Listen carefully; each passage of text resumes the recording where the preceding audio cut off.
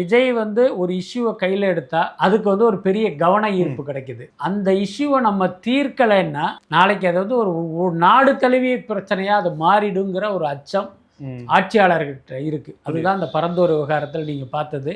அது மட்டும் இல்லை, வேங்கை வயலுக்கு விஜய் போக போறாருங்கிற செய்தி கசிந்த பிறகு உடனடியா 2 பேரை வந்து நிறுத்தி இவங்க தான் குற்றவாளின்னு எஃப்ஐஆர் போட்டு அந்த பிரச்சனையை க்ளோஸ் பண்ணாங்க. இன்னைக்கு இலங்கை கச்சைத்தீவு விவகாரத்திலேயே நம்ம அதை பார்க்கணும்.